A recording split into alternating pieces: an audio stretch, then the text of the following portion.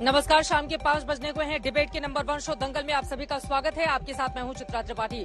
ओडिशा के बालासोर में इस वक्त मेरी मौजूदगी है। मेरे पीछे घटनास्थल है जहां पर आप देख रहे हैं तेजी से इस वक्त काम चल रहा है रेस्टोरेशन का, क्योंकि जिस तरह से पटरियां पूरी तरह से क्षतिग्रस्त हो गई थी, आवाजाही को सही किया जा सके उसकी कोशिशें सरकार की ओर से लगातार की जा रही है। रेल मंत्री आज सुबह सुबह पहुंचे हुए थे, हालात का यहाँ पर जायजा लिया है, कितनी तेजी से काम आगे बढ़ रहा है। उसके मद्देनजर उनकी ओर से दावा किया गया है कि बुधवार तक यहाँ से अब दूसरी ट्रेनें सुचारू गति से आगे चल पाएंगी। लेकिन सबसे बड़ा सवाल ये 275 लोगों की मौत का गुनहगार आखिर कौन है। 1175 लोग अस्पताल में भर्ती कराए गए, जिनमें से कई की हालत अभी भी गंभीर बताई जा रही है, जबकि कुछ ऐसे लोग रहे जो लकी रहे, उनको उनके घर वापस भेज दिया गया है। लेकिन इन सबके बीच आरोप प्रत्यारोप का दौर भी शुरू हो चुका है। एक तरफ सेग्लगिंग की फेल्योर की बातें कही जा रही है, तो वहीं दूसरी तरफ कांग्रेस पार्टी की ओर से आज 9 सवाल पूछे गए हैं। सवाल इस बात को लेकर कि आखिर जवाबदेही और जिम्मेदारी क्या तय की जाएगी। सवाल इस बात को लेकर क्या रेल मंत्री इस्तीफा देंगे, नीतीश कुमार और इसी के साथ ही साथ कई लाल बहादुर शास्त्री के अलावा कई और रेल मंत्रियों का उदाहरण देती हुई कांग्रेस पार्टी यहां पर नजर आ रही थी। सवाल इस बात को लेकर भी कि आगे जांच में क्या किसी को दंडित किया जाएगा। एक दूसरे के आंकड़े गिनाए जा रहे हैं। एक तरफ कांग्रेस पार्टी आज पूरा कच्चा चिट्ठा लेकर सामने बैठी, तो वहीं भारतीय जनता पार्टी की ओर से कांग्रेस पार्टी के शासनकाल के आंकड़े निकाल लिए गए और बताया गया कि कांग्रेस को इस बारे में बोलने का कोई हक नहीं है। खुद प्रधानमंत्री एक एक जानकारी ले रहे हैं और रेल मंत्री से लेकर धर्मेंद्र प्रधान, केंद्रीय मंत्री और स्वास्थ्य मंत्री खुद हालात का जायजा लेने के लिए मौके पर लगातार यहां पर मौजूद हैं, बने हुए हैं। लेकिन इन सबके बीच बड़ा सवाल उन लोगों को लेकर भी है। आपको बताते चले, अलग अलग अस्पतालों का आज मैंने जायजा लिया है और वहां पर बहुत ऐसे हमें परिजन मिले जिनके अपनों का कोई पता नहीं है। हादसे के बाद से लेकर अब तक उनके अपनों के बारे में कोई जानकारी नहीं मिल पाई है। एक अस्पताल से लेकर दूसरे अस्पताल तक वो लोग भटकते हुए नजर आए। उनको सही जानकारी देने का काम आखिर कब पूरी तरह से सुनिश्चित कर लिया जाएगा, ये सवाल भी बड़ा बना हुआ है। एक बार फिर से आपको पीछे की तस्वीरें दिखा देते हैं। आपको बताते चले, शाम 5 बजे का वक्त है और यहाँ पर आप देख रहे हैं एक लाइन को ठीक कर लिया गया है। बाकी 3 जगहों की मरम्मत का काम काफी तेजी से आगे बढ़ाया जा रहा है। एनडीआरएफ के हमारे जो जवान हैं, इसके अलावा एसडीआरएफ, तमाम जो टीमें लगी हुई हैं, उनकी तारीफ करनी होगी, क्योंकि यहाँ पर जबरदस्त तरीके से दोपहर के वक्त में गर्मी पड़ती है। लेकिन आपको बताते चले, इस प्रचंड गर्मी के बावजूद यहाँ पर ये जवान मुस्तैद हैं और लगातार यहाँ पर काम किए जाने की कोशिशें काफी तेजी से आगे बढ़ रही हैं, ताकि जल्द से जल्द पूरी तरह से स्थिति को सामान्य बनाया जा सके। लेकिन इन सबके बीच सबसे बड़ा सवाल उन 275 लोगों का, कौन है उनकी मौत का गुनहगार, आगे किस पर होगी कार्रवाई। इसी पर दंगल में सीधे बालासोर से करने वाले हैं बड़ी चर्चा। लेकिन उसके पहले हमारी ये रिपोर्ट देखिए।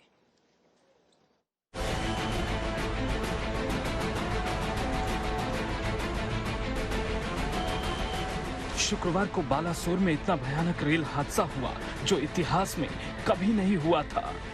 एक साथ 128 और 126 किलोमीटर प्रति घंटे की रफ्तार से चलती 2 एक्सप्रेस ट्रेन और स्टेशन पर खड़ी 2 मालगाड़ी इस हादसे के चपेट में आए।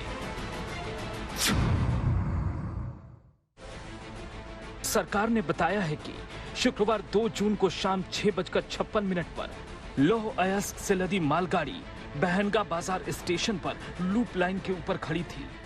अप मेन लाइन से कोरोमंडल एक्सप्रेस को गुजरना था, डाउन मेन लाइन से हावड़ा सुपरफास्ट एक्सप्रेस गुजर रही थी। तभी कोरोमंडल एक्सप्रेस डीरेल होकर मालगाड़ी के ऊपर चढ़ गई और उसके डिब्बे डाउन मेन लाइन से गुजर रहे हावड़ा एक्सप्रेस के आखिरी 2 डिब्बों से टकरा गए। इसमें 275 लोगों की जान चली गई। 1175 यात्री जख्मी होकर अस्पताल पहुंच गए।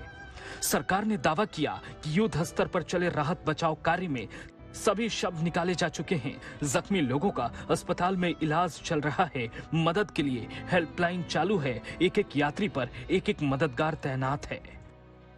एक मशीन है ये, चाहे वो इलेक्ट्रॉनिक मशीन हो, चाहे मैकेनिकल मशीन हो, कोई भी मशीन फेलियर प्रोन होती है। एक मतलब 99.9% कोई फेलियर नहीं होगा, पर एक 0.1% चांस मशीन में फेलियर का होता है। तो वो पॉसिबिलिटी तो हमेशा ही है हर तरह के सिस्टम में। सरकारी दावा ये भी है कि मृतकों और जख्मी लोगों को आर्थिक मदद के तौर पर 3 करोड़ से ज्यादा रुपए बांटे जा चुके हैं। पीड़ितों के परिवारों का हर संभव ख्याल रखा जा रहा है। बिहार के मोतिहारी से ये परिवार आया हुआ है। ये माँ है, उनका ये बेटा है। आप देख रहे हैं जवान बेटा। रेल हादसे के बाद इनके बारे में कोई जानकारी नहीं मिल पाई है। अस्पताल के बाहर ये जितने लोगों को देख रही हैं, इस लड़के की फोटो दिखाकर बार बार ये पूछ रही हैं कि क्या इस लड़के को किसी ने देखा। आप देखिए बिल्कुल कम उम्र है। हालांकि घटनास्थल पर रिस्टोरेशन का काम बहुत तेजी से हुआ है। एक लाइन ठीक भी हो चुकी है। बुधवार तक आवागमन शुरू हो सकता है, लेकिन इतने बड़े हादसे के बाद कई संगीन सवाल खड़े हुए हैं, जिसमें सबसे बड़ा सवाल जिम्मेदारी का है। कुछ जानकारी पता चली है जिससे कि हमें लगता है कि सिग्नलिंग में कुछ गड़बड़ हुई है, लेकिन ये प्राइमा फेसी कारण है।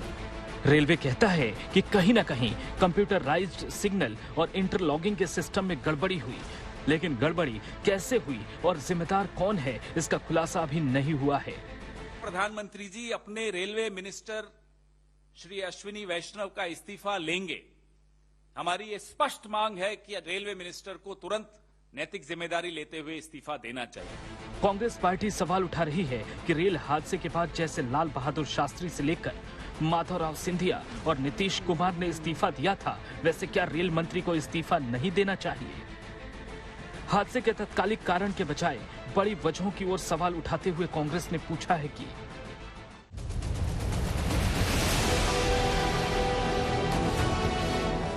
9 फरवरी को साउथ वेस्टर्न जोन के चीफ ऑपरेटिंग मैनेजर ने सिग्नलिंग सिस्टम की कमी को लेकर चिट्ठी लिखी थी।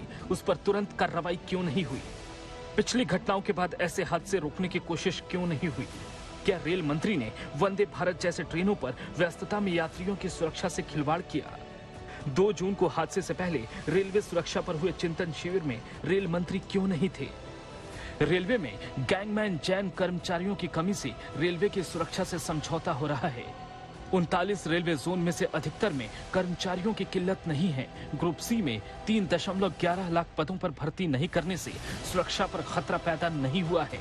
क्या रेलवे में 18,881 में से 3,081 गैजेटेड पद खाली नहीं रखे गए हैं?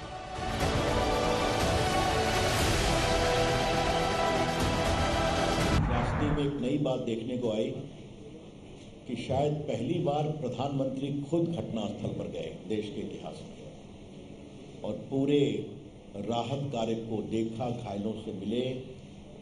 वहां रेल मंत्री स्वयं बैठे हुए 3 दिनों से, धर्मेंद्र जी भी गए हैं।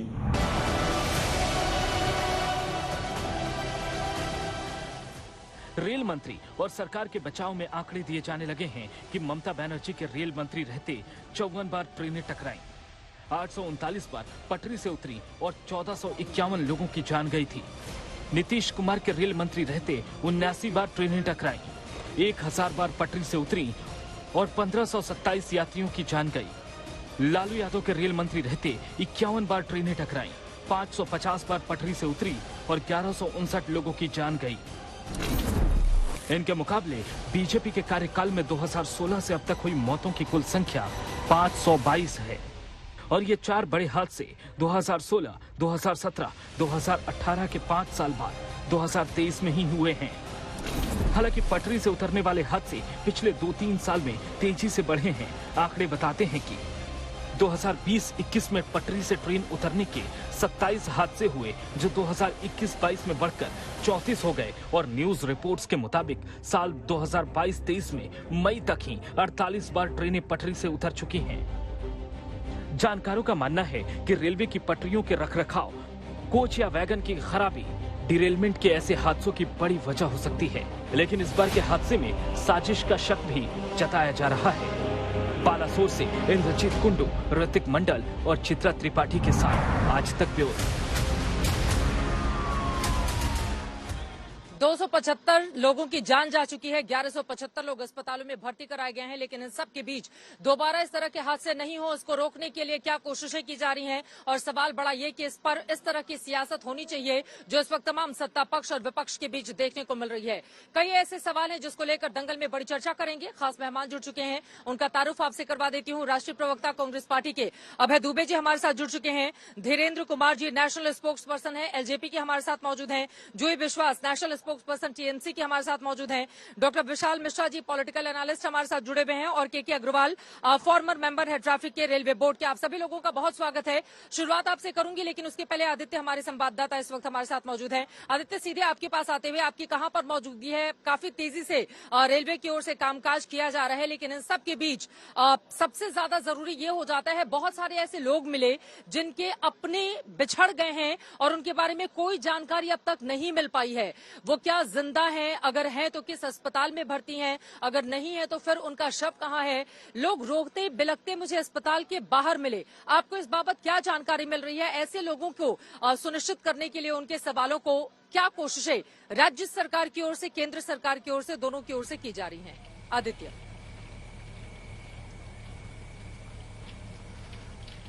चित्रा, जहां तक बात की जाए तो आप देख सकती हैं कि अभी हम खड़े हैं बहानगा बाजार रेलवे स्टेशन के सामने, ठीक उसी जगह पर जहां ये हादसा हुआ था। आप देख सकती हैं तस्वीरों में कि अभी किस तरह से ओवरहेड इक्विपमेंट को इंस्पेक्ट करने के लिए स्पेशलाइज्ड कार्स बुलाई गई हैं और उसके ऊपर इस पे स्पेशलाइज्ड कर्मचारी लगकर यहाँ जो ऊपरी उपस्कर होता है, ओवरहेड इक्विपमेंट जिसको कहते हैं, उस पर काम किया जा रहा है। आपको बताते चलें कि अभी तक डाउन लाइन को फिट घोषित कर दिया गया है, लेकिन अप लाइन अब भी फिट नहीं घोषित की जा सकी है। और आपको ये भी बताएं कि डाउन लाइन के फिट होने के बाद भी जो ओवरहेड इक्विपमेंट है, जो ऊपर के केबल्स हैं जिससे कि इलेक्ट्रिसिटी की सप्लाई की जाती है, वो काफी ज्यादा डैमेज है। आप देख सकती हैं तस्वीरों में कि किस तरह से तार अब भी टूटे पड़े हैं और यहाँ पर काफी ज्यादा सुरक्षा व्यवस्था लगाई गई है। आपको ये भी बताते चलें कि अभी जिस तरह से काम हो रहा है और जितनी ज्यादा संख्या में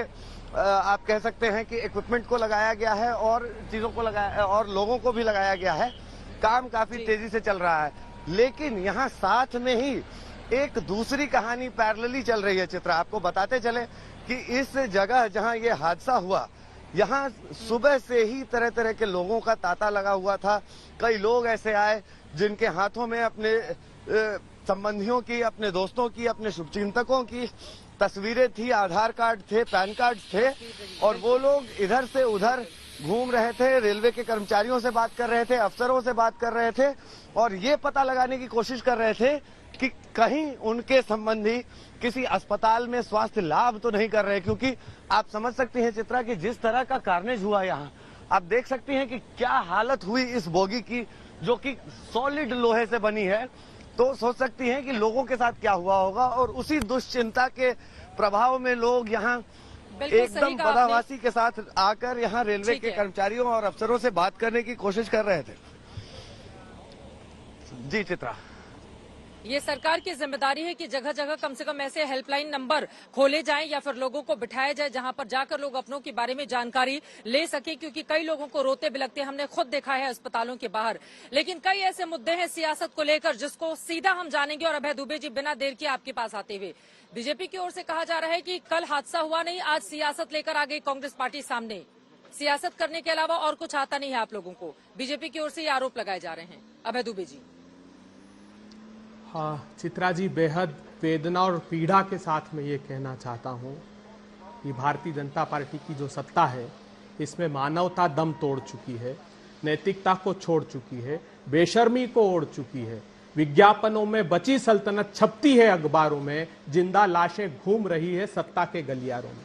हमने कल एक शब्द नहीं बोला चित्रा जी, जब इन्होंने कहा कि रेस्क्यू ऑपरेशन चल रहा है। मगर प्रधानमंत्री जी, आप 24/7 चुनावी रैलियों में व्यस्त रहते हैं, इसलिए आप ये रिपोर्ट नहीं देख पाए। 9 फरवरी को संपर्क क्रांति एक्सप्रेस की ऑपरेटिंग डिपार्टमेंट ने सिग्नलिंग डिपार्टमेंट को एक गंभीर चिट्ठी लिखी, जिसको मंत्री महोदय तक को भेजा गया। उसमें क्या लिखा था? उसमें कहा था कि इंटरलॉकिंग जो पॉइंट फेल्यूर है, पॉइंट क्रॉसिंग फेल्यूर है, उस पर गंभीरता से विचार करना होगा। लाखों ट्रांजैक्शन हो रहे हैं प्रधानमंत्री जी रोज। और इस चिट्ठी में उन्होंने लिखा कि पेपर लाइन क्लियरेंस दिया गया था, अर्थात कि जो इंटरलॉकिंग सिग्नलिंग फेल्यूर था तो एक मैन्युअली आदमी को भेजकर यह मैसेज दिया जाता है कि आपको इस ट्रैक पर जाना है। उस संपर्क क्रांति को भी इन्होंने रन थ्रू ट्रैक पर अर्थात मेन लाइन पर डाल दिया। पायलट ने समझदारी की, उसे गंभीरता समझ में आई, उसने ट्रेन वहीं रोक दी, क्योंकि ट्रेन में कोई स्टीयरिंग नहीं होता चित्रा जी। ट्रेन में और गुड्स की हमारे यहाँ डेडिकेटेड कॉरिडोर नहीं होता है। अब मैं आखिरी बात बताना चाहता हूं, सेम हूबहू यही किस्सा हुआ है यहाँ।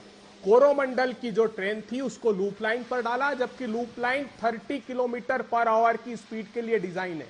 100 किलोमीटर से अधिक की ट्रेन को इन्होंने लूप लाइन पर डाला, जो टकराई मालगाड़ी से, और उसके डब्बे जो डाउन लाइन गाड़ी उधर से हावड़ा आ रही थी उससे क्रैश हुई। अब मैं पूछना चाहता हूं प्रधानमंत्री जी, क्या ये आपने पार्लियामेंट्री कमेटी की रिपोर्ट नहीं देखी दिसंबर की? क्या लिख रही वो कि जो ATR है, एक्शन टेकन रिपोर्ट, मैं गंभीर बात बता रहा हूं, बहुत बड़ा खुलासा करता हूं, उसने कहा कि जो कमीशन रेलवे सेफ्टी है वो 30 से 180 दिन में अपनी रिपोर्ट एक्सीडेंट्स की देता है बोर्ड को, रेलवे बोर्ड को, और रेलवे बोर्ड को एक्शन टेकन रिपोर्ट देनी होती। प्रधानमंत्री जी, 15 एक्शन टेकन रिपोर्ट 2014 से आज तक नहीं भेजी गई आपके द्वारा, आपकी सरकार के द्वारा, क्योंकि आप चुनाव में व्यस्त हैं। CAG क्या कह रही है कि 30 से 100% तक जो ट्रैक को इंस्पेक्शन करने का सिस्टम है वो आपका फेल हो गया।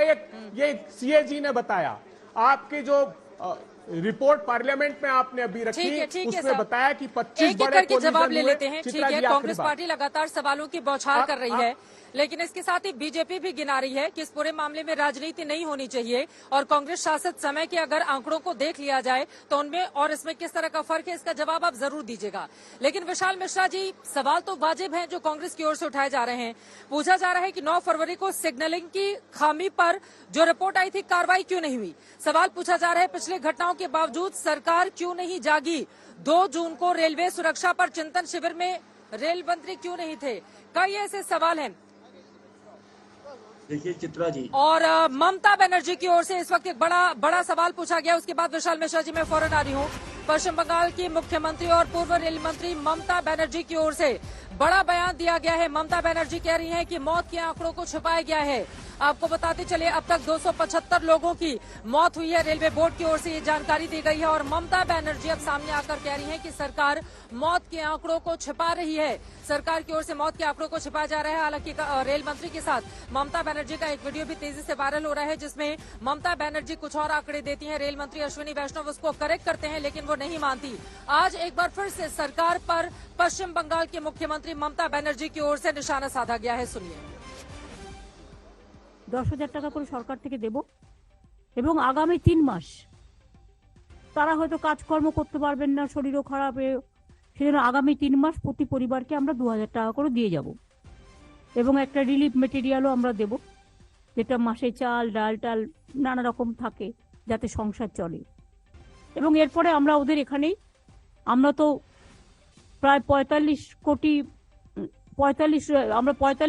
লক্ষ না কত করেছি আমরা 100 দিনের কাজ দিবেদি এখনো পর্যন্ত, মানে সেন্ট্রালের টাকায় না, আমাদের নিজেদের টাকায়। हाँ मैम, 45 লক্ষ লোককে আমরা কাজ দিয়েছি मैम।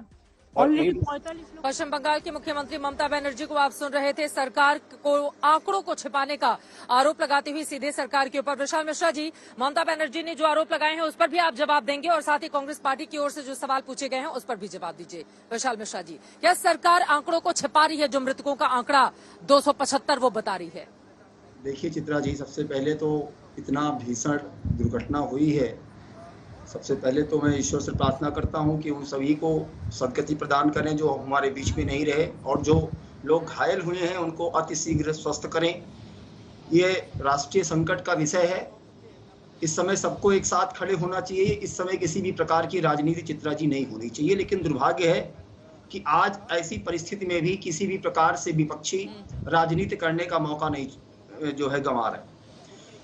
सवाल के प्रश्नों का उत्तर देते हुए मैं सबसे पहली बात यह बताना चाहूंगा कि मान्यवर कांग्रेस के प्रवक्ता से कि 2014 के बाद से लेके अब रेलवे की दुर्घटनाओं में 73% की कमी आई है। मान्यवर, ये कागजी कार्रवाई नहीं है, ये आंकड़ा है, ये फैक्ट है जो कि बताता है कि सुरक्षा का जो उपाय किया गया है वो महज कागजी नहीं है, प्रभावी भी है। और जिस प्रकार से वर्तमान सरकार के अस्तित्व में आने के बाद भारतीय जनता पार्टी के रेलवे में काम हुआ है, 2009 से लेके 2014 के बीच में कितने किलोमीटर की आपने रेलवे ट्रैक बिछाया था? शून्य रेलवे ट्रैक आपने बिछाया था।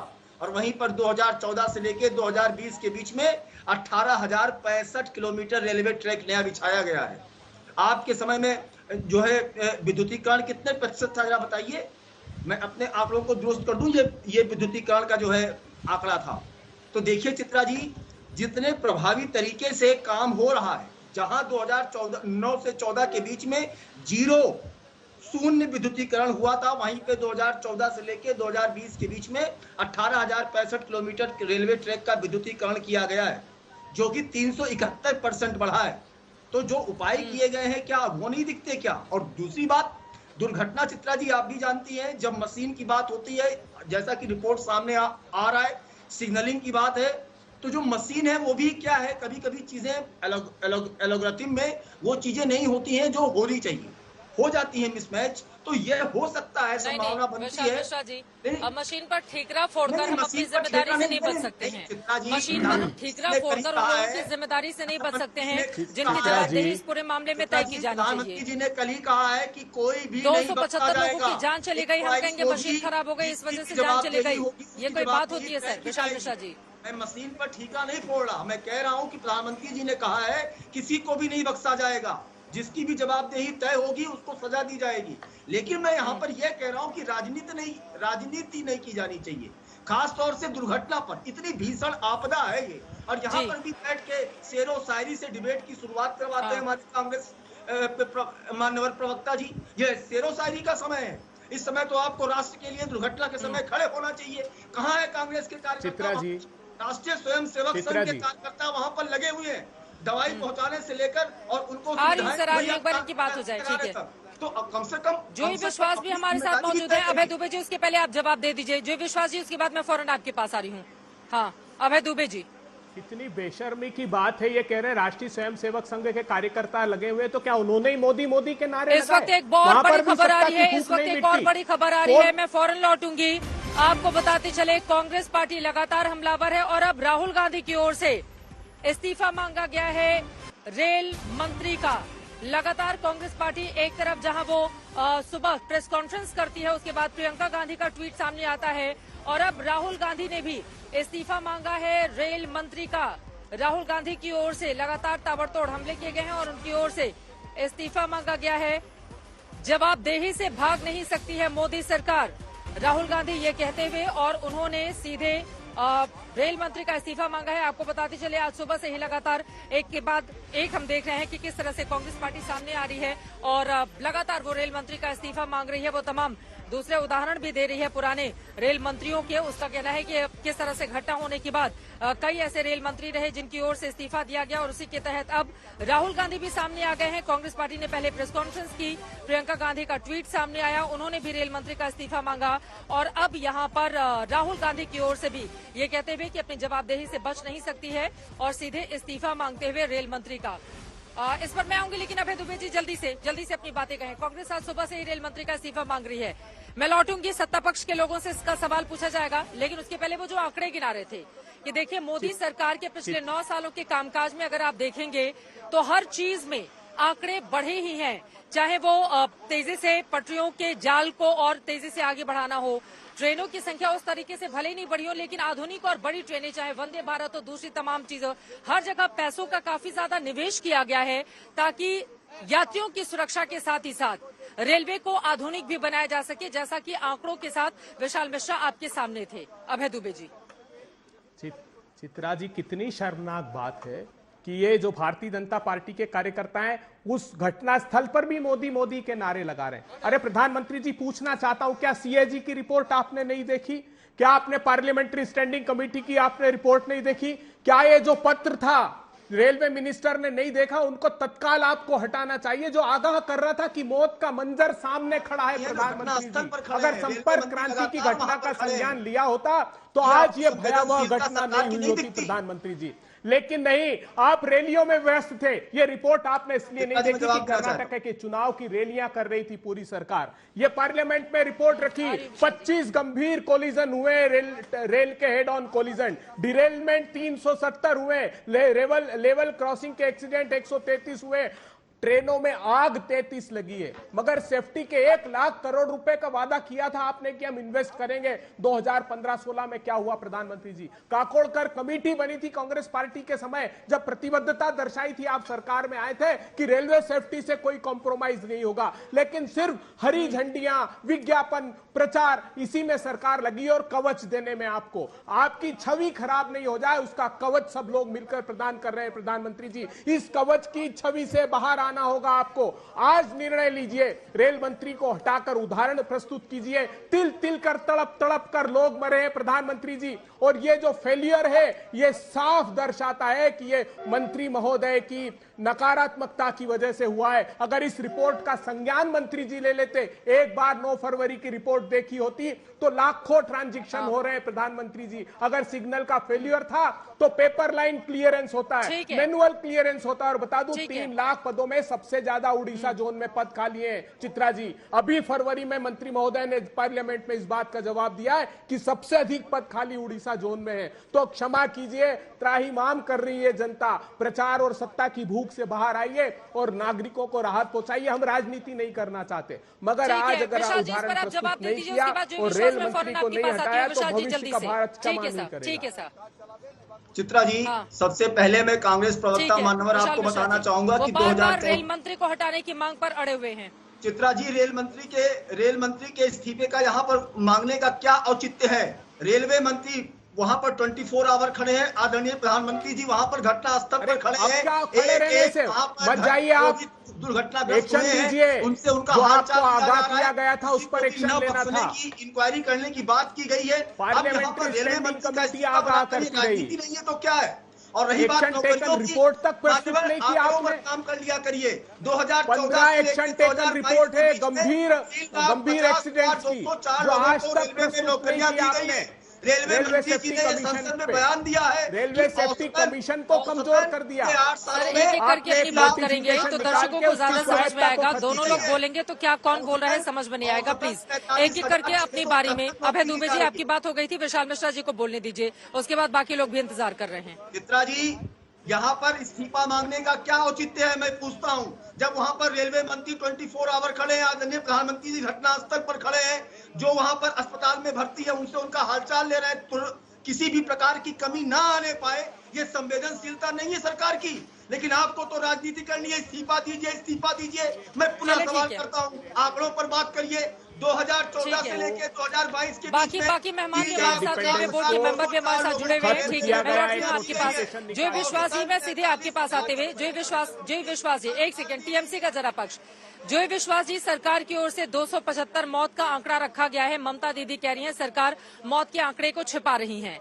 इसके पीछे का क्या तथ्य है जो आप लोग इस तरह के बेहद गंभीर आरोप लगाती हुई सरकार पर? और मेरा इसी से जुड़ा हुआ अगला सवाल है, चूंकि बीजेपी की ओर से कुछ आंकड़े दिए गए हैं जिसमें बताया गया है कि जब रेल मंत्री थी ममता बनर्जी, उस समय 54 इस तरह के हादसे हुए थे, 839 आपको बता दें डिरेलमेंट्स हुए थे और 1451 डेथ हुई थी। अगर आपको मीडिया को देखे ये सब जो फेक न्यूज है, जो फॉल्स न्यूज है, जो झूठा है, जो नाकामा भी है, जिसका साथ कोई संबंध ही नहीं है, और जो मैंड एक्सीडेंट में जो मरते थे उसको तो कॉम्पेंसेशन भी नहीं देते थे कि ये रेल का एक्सीडेंट माना नहीं जाता कभी। और क्या क्या चाहिए, मैं तो व्हाइट पेपर भी देके आए थे, 20 साल के लिए अप टू 20 विजन भी तैयार करके आए थे। हमारा टाइम में हम एक्सपर्ट कमेटी बनाए थे। पूछिए सुधेंद्र कुलकर्णी को, जो अटल बिहारी वाजपेयी जी का जो वे थे, ओएसडी थे। पूछिए अमित मित्रों के, उन्होंने हमारा एक्सपर्ट कमेटी में थे। रेल का भी बहुत बड़ा बड़ा ऑफिसर थे। हम लोगों ने बहुत मेहनत से काम किया है। जितना स्टेशन आप देखते हैं आज नया नया बन रहा है, जैसे दक्षिणेश्वर का आदर में, अजमेर का आदर में, सब मैंने करके आया। कमक्का का आदर में जितना भी मेट्रो ट्रेन, अगर आप पूछे मुंबई रेलवे विकास कॉर्पोरेशन कौन बनाया था, हमारा टाइम में हम बने था। दिल्ली मेट्रो हम नहीं रहने से होता ही नहीं। इतना झगड़ा अंदर में था, मैंने 2 दल के बैठ के मिटा के, शिलाजी तब चीफ मिनिस्टर था दिल्ली का और हम थे, हम लोग दोनों मिलके उसको उद्घाटन किया था। उसी के लिए आज दिल्ली ट्रेन है। जब कोई देश में कोई डिजास्टर होता है तो सबको मिलके काम करना ठीक है, लेकिन बातों बातों पे अपना जो गलती है वो गलती सप्रेस करने के लिए, छुपाने के लिए, छुपा रुस्तम का माफिक आप और किसी को गाली दे, ये तो ठीक नहीं है। क्या किया आपने? ग्रीन रेवोल्यूशन आपका टाइम हुआ, 100 दिन का काम आपका टाइम में हुआ, गरीबी हटाओ आपका टाइम में हुआ,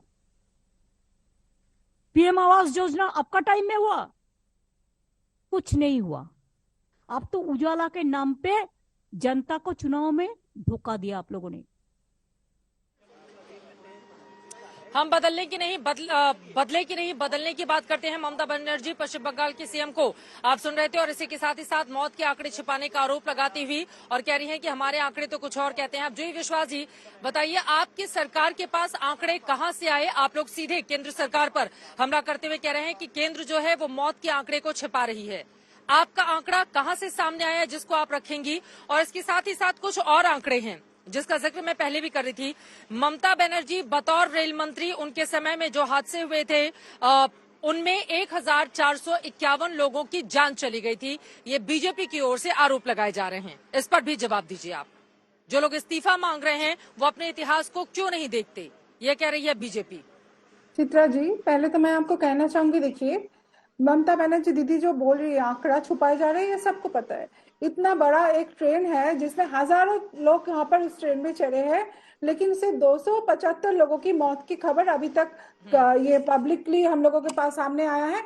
बहुत लोग अभी तक लापता है, जिनको घर में बेटे चले गए, जिनके बच्चे चले गए, जिनके वाइफ या हस्बैंड चले गए, वो लोग ढूंढ रहे हैं। अभी भी हॉस्पिटल में, अभी भी मर्ग में लोग घूम रहे हैं, कहाँ पे उनको मिलेगा अपने घर को। बहुत दुखद भरी घटना है। इसमें हम लोग राजनीति नहीं कर रहे हैं, हम लोग सवाल कर रहे हैं कि सवाल करने का अधिकार देश के हर एक नागरिक को है, क्योंकि ये दुख की घड़ी आज क्यों हुआ है, आज इतना बड़ा लापरवाही किसके वजह से हुआ है, ये सवाल देश के हर कोई नागरिक पूछ रहे हैं। हम कोई ऑपोजिशन वाले नहीं पूछ रहे हैं। ये हम लोगों को सिर्फ सवाल है, 23 मार्च को 2022 को जो कवच नाम के जो ऑटोमेटिक जो बोला था ट्रेन प्रोटेक्शन ATP सिस्टम, जिनके लिए 16.88 crore rupees expenditure railway ministry ने बताया गया कि ये होगा, कोलिशन होने से ट्रेन को बचाएगा ये कवच। तो वो कवच के जो 16.88 करोड़ रुपीस आज कहाँ खर्चा हुआ है, कहाँ गए? आज कोरोमंडल में अगर कवच होता तो क्या ये हादसा होता? सवाल वही है। हमारे देश के रेलवे इतना बड़ा संस्था है, केंद्रीय संस्था, जिसके टोटल लेंथ है 68,043 किलोमीटर, उसमें सिर्फ 1,445 किलोमीटर में ये एंटी कॉलिशन और कवच है, मतलब सिर्फ 2% में लगाया गया है, बाकी 98% अभी नहीं हुआ है। तो क्यों नहीं हुआ है? सवाल देश के हर एक जनता जानना चाहते हैं, कोई अपोजिशन वाले नहीं जानना चाहते। आंकड़ा छुपाने की बात तो सही है, आंकड़ा सामने आना चाहिए। जो लोग मौत हुआ है उनका परिवार को राहत मिलना चाहिए, उनका फाइनेंशियल उनको सपोर्ट देना चाहिए। उनके पास हम लोग खड़े हैं सभी, हमारे पार्टी के जो लीडर्स है सबसे पहले वो पहुंचे थे ये घटना स्थल में, तब रेल मंत्री नहीं आए थे उस टाइम। हमारे पार्टी के लीडर्स बालेश्वर में पहले पहुंचे थे रात को। दूसरी बात तो हम लोगों ने एम्बुलेंस भेजे, हम लोगों ने बोला कि तो मैडम अब कोलकाता नजदीक है, जो लोग कोलकाता में थे वो तुरंत यहाँ पर पहुंच गए, जिसको दिल्ली से आना था उसको तो समय लगेगा ही ना। अगर आप इस तरह के आरोप लगाएंगे कि हमारे लोग तुरंत पहुंच गए, सुबह पहुंच गए, इस तरह के आरोपों पर नहीं जाते हुए, क्योंकि खुद यहाँ पर प्रधानमंत्री पहुंचे हुए थे, यहाँ पर रेल मंत्री लगातार बने हुए हैं, अब केंद्रीय मंत्री धर्मेंद्र प्रधान भी हैं, यहाँ पर स्वास्थ्य मंत्री भी जुड़े हुए हैं। मैं आपसे पूछ रही हूँ मैडम, एक सेकंड सुनिए, आपकी सवाल सही हो सकती है, आपके आंकड़े कहाँ से आए? ममता बनर्जी जो बोल रही हैं कि सरकार मौत के आंकड़ों को छिपा रही है, आंकड़े कितने हो सकते हैं बतौर टीएमसी? आप लोग ये जो दावा कर रहे हैं उसके पीछे का आधार क्या है? मैंने ये सवाल पूछा है आपसे, इसका जवाब दें आप। आधार तो हम तो वही बोल रहे हैं। आधार ये है कि आप अभी भी बहुत सारे लोग लापता है, जिनको अभी तक पता नहीं कि उसके घर वाले जिंदा है कि मर गए, उनके बच्चे जिंदे हैं कि मर गए। बहुत सारे फोन कॉल्स जो हमारे हेल्पलाइन नंबर है उसमें आ रहा है, जहाँ पे लोग ढूंढ रहे हैं अपने परिवार के लोगों को, जिनको ना पता है कि वो लोग जिंदा है कि मर गए। आंकड़े बता रहे हैं कुछ और सामने आ रहा है कुछ और। हम लोग बोल रहे हैं जो लोगों का मौत हुआ है उन लोगों का सभी का नाम पब्लिश कीजिए। यहाँ पर अभी ऐसी बहुत सारी डेड बॉडी रखी हुई है जो आइडेंटिफाई नहीं हो पाई है, तो क्या केंद्र सरकार को पूरी जानकारी राज्य सरकार की ओर से जानकारी दी जा रही है? अभी तो मदद की जरूरत है ना जुई विश्वास जी, अभी पॉलिटिक्स की जरूरत नहीं है। अभी जो लोग परेशान हो रहे हैं उनके बारे में, क्योंकि यहाँ पर अलग अलग अस्पतालों में बहुत सारे लोग बने हुए हैं, तो उनके परिवार को इन्फॉर्म किया जाए। बहुत सारी डेड बॉडी ऐसी है जो उनके परिजनों को नहीं सौंपा गया है क्योंकि उनके बारे में आइडेंटिफाई नहीं हो पाया है। तो वही तो हम लोग बोल रहे हैं कि बॉडी को आइडेंटिफाई करके वो आंकड़ा सही लोगों के सामने आ जाए। हम लोग कोई पॉलिटिक्स नहीं कर रहे हैं। दुखद घड़ी में हम लोग भी उनके साथ खड़े हैं, उनके परिजन के साथ खड़े हैं, लेकिन जो लोगों को नहीं मिल रहा है अपने घर के लोग अपने। ठीक है, चलिए अब मैं आ जाती हूँ सीधे के अग्रवाल जी, मैं फौरन आपके पास आऊंगी। एक जल्दी से टिप्पणी धीरेन्द्र कुमार जी, हमारे साथ एलजेपी के नेता भी जुड़े हुए हैं, उनके मैं ले लेती हूँ। धीरेन्द्र कुमार जी, ममता बनर्जी जो दावा कर रही है, दम दिखता है क्या कि सरकार मौत के आंकड़ों को छिपा रही है?